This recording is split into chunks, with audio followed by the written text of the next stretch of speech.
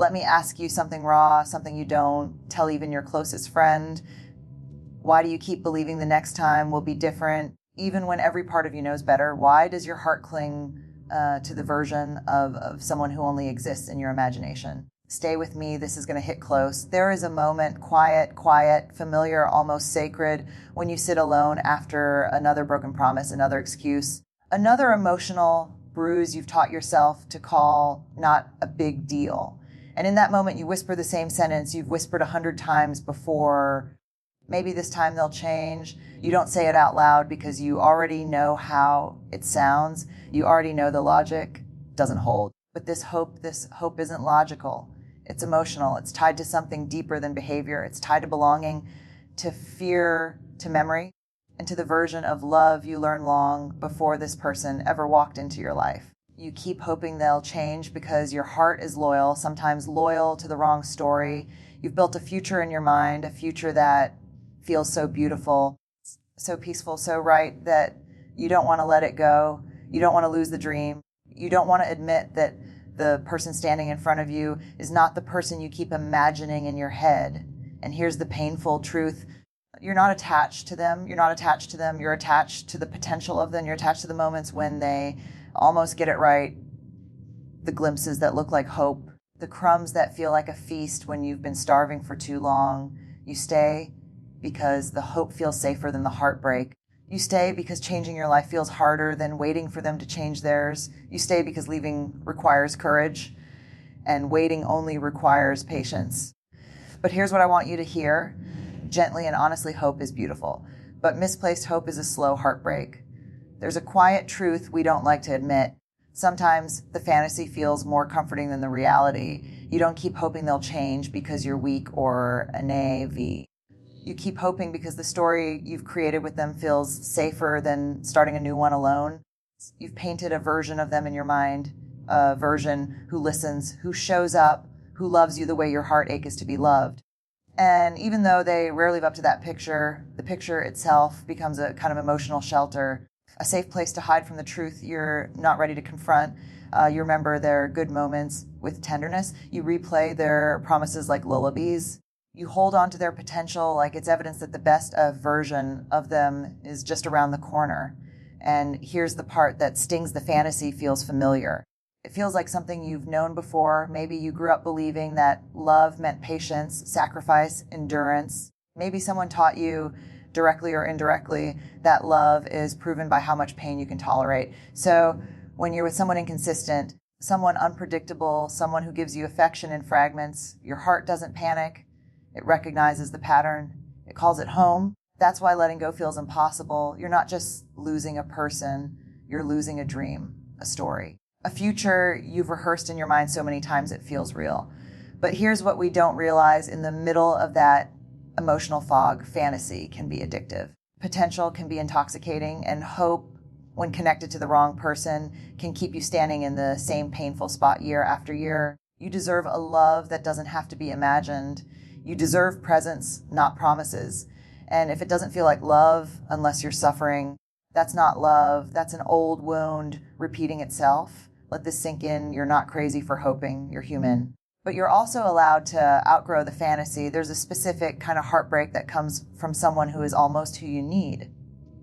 Not terrible, not cruel, not hopeless, just almost committed, almost consistent, almost growing, almost ready, almost loving you the way you love them. And that almost becomes its own emotional trap, because when someone gives you tiny flashes of the person you wish they were, your heart grabs onto those moments like evidence, one good conversation, one heartfelt apology, one soft night when they held you a little tighter or spoke a little kinder. And just like that, the hope floods back. You tell yourself, see, they can do it. They just need time. But deep down, you know they're not changing. They're cycling.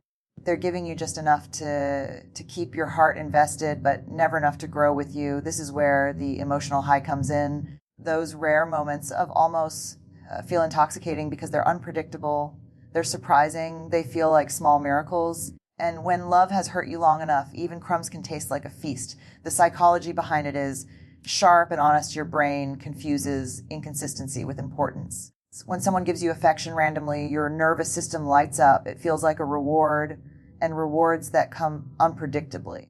They're the hardest to walk away from. So you stay, you forgive again, you lower the bar a little more, and you tell yourself that the almost love you're getting today will eventually turn into real love tomorrow. But here's the truth we avoid. Almost love is still heartbreak. Almost effort is still neglect. Almost changing is still staying the same.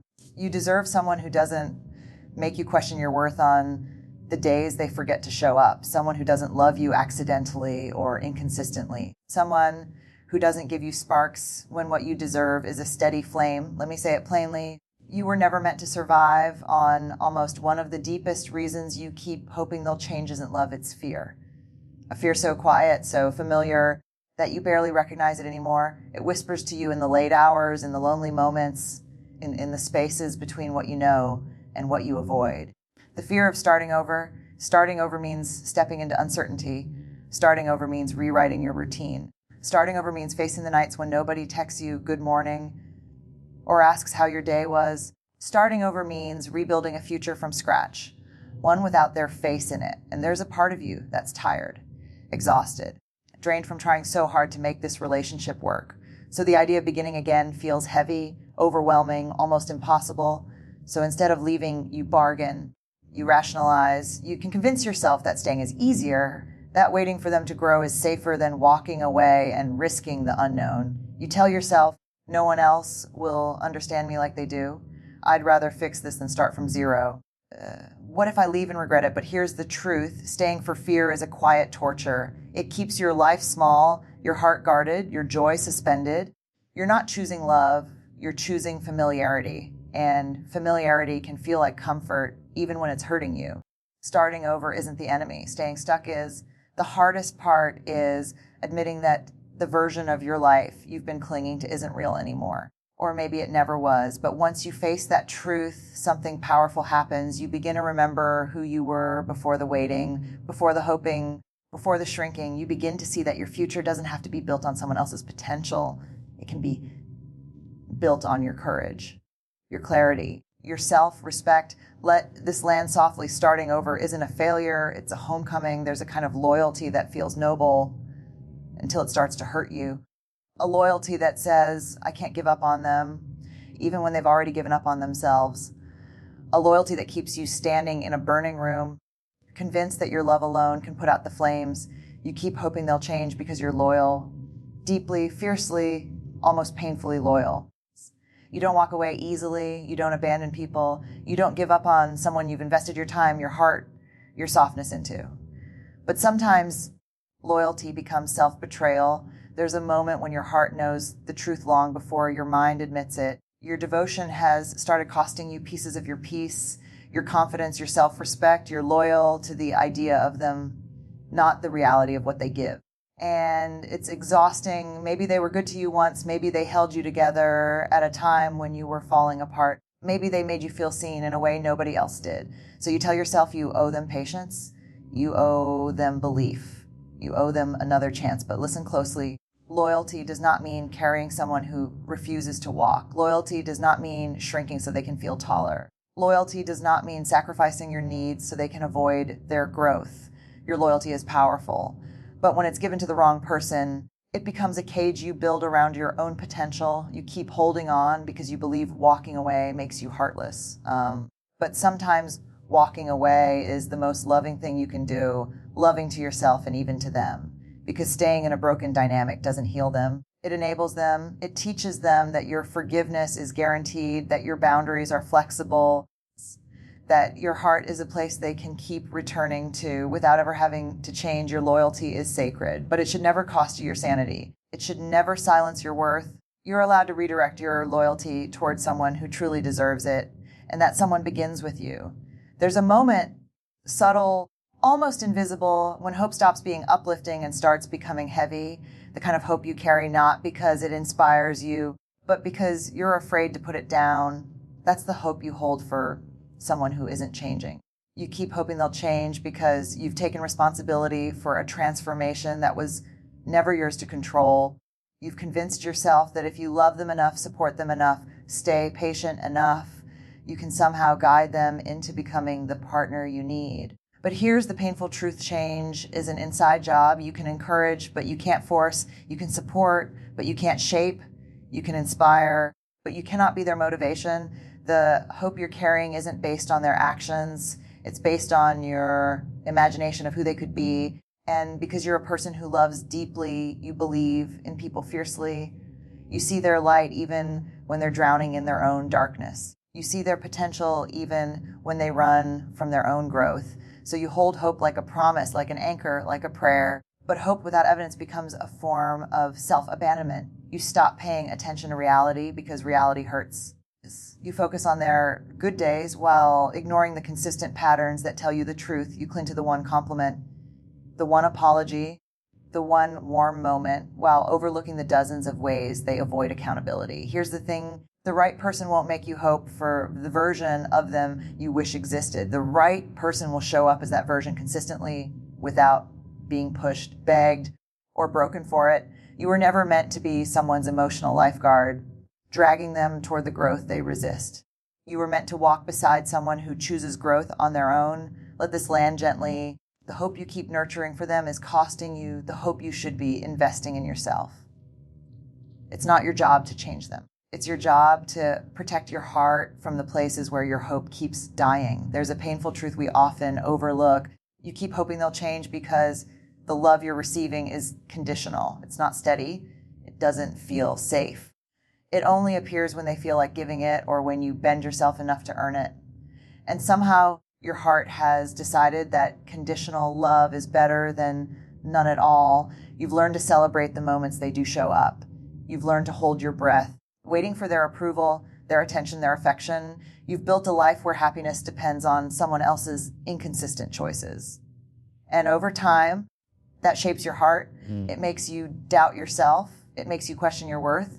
It makes you believe that to love them properly, you must tolerate the parts of them that hurt you. And you tolerate, you hope, you forgive, because somewhere deep down, you've been trained to believe love requires sacrifice, to believe that if you wait long enough, if you push hard enough, if you keep hoping, love will finally become unconditional. But here's the truth: love that requires you to compromise your boundaries, your peace or your identity is not love.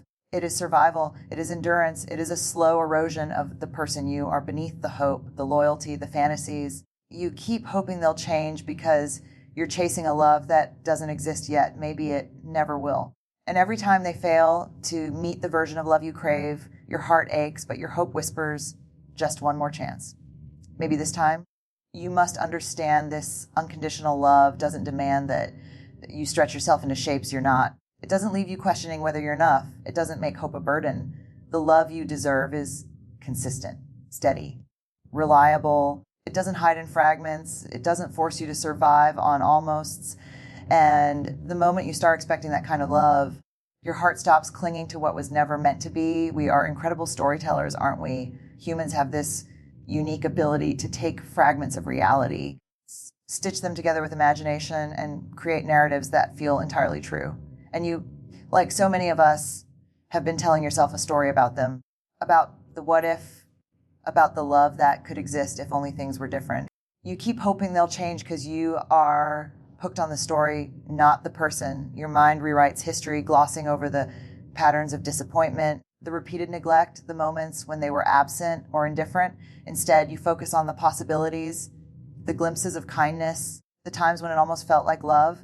Every story you tell yourself reinforces the hope. If only they saw me, if only they tried, if only I loved them harder. And in that narrative, your patience becomes courage. Your forgiveness becomes proof of your strength, and your loyalty becomes proof that love is endless. But here's the danger: stories can trap you. They make your heart invest in illusions. They make your life revolve around someone who refuses to show up consistently. They convince you that waiting, hoping, and holding on is noble, when in truth, it may be eroding your happiness, your confidence, your future. The story you're telling yourself isn't real. The person you're imagining isn't real, and the hope you built around them, it's built on could be not this. Here's what you need to hear. You deserve the story that matches reality. You deserve someone who doesn't need editing, shaping, or waiting for them to arrive emotionally. You deserve someone whose actions and words align with who they claim to be every single day. And the first chapter of that story begins when you stop writing for them and start writing for yourself. You begin by listening to the truth your heart has been whispering all along and trusting it. You keep hoping for a story they can't live up to. It's time to tell a story where you are whole, seen, and loved as you truly are. There comes a moment in every heart that has waited too long, hoped too much, and forgiven too often when you realize something profound. You have a choice. You can keep clinging to someone who refuses to grow, or you can choose yourself. You keep hoping they'll change because it's easier to focus on them than to focus on your own life. It's easier to convince yourself that if you wait, if you push, if you love harder, then things will finally align. But the truth is, no one can change for you. No one can meet your needs unless they choose to. And waiting for that choice can cost you years of your life, your peace, your self-worth.